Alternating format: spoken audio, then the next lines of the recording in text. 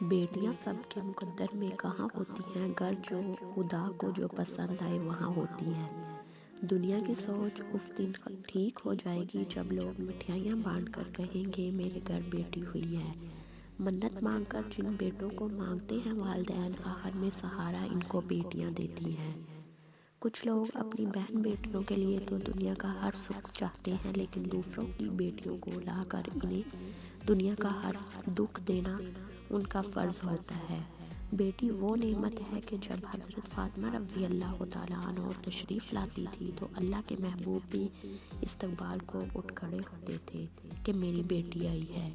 بیٹیاں کھیلتے کھیلتے بڑی ہو جاتی ہیں، پتہ نہیں چلتا کب ان کا کھیل ختم ہوا اور نصیب کا کھیل شروع ہوا۔ ایک لڑکی جب رخصت ہوتی ہے تو وہ صرف اپنا گھر نہیں چھوڑ رہی ہوتی، بلکہ گھر کے ساتھ اپنا بچپن، اپنے ناز نخرے، اپنی انا، اپنا آپ بھی چھوڑ رہی ہوتی ہے۔ جہیز کیا ہوتا ہے اس باپ سے پوچھو جس کی زمین بھی چلی گئی اور بیٹی بھی۔ بیٹے اکثر باپ کی زمین بانٹ لیتے ہیں اور بیٹیاں باپ کا دکھ بانٹتی ہیں۔ بہو تو نام سے بدنام ہے ورنہ تکلیف میں ساتھ صرف وہی دیتی ہے۔ مرد وہ ہوتا ہے جو اپنی بہن کے نصیب سے ڈر کے دوسروں کی بہنوں کے ساتھ نہ کھیلے۔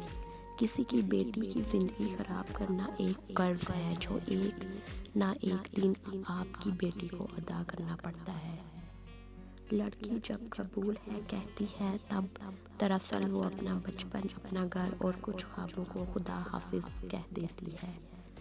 یارب کہاں سے لاتے ہیں یہ لوگ حوصلہ، کانٹوں میں پھینک دیتے ہیں پھولوں کو پال کر۔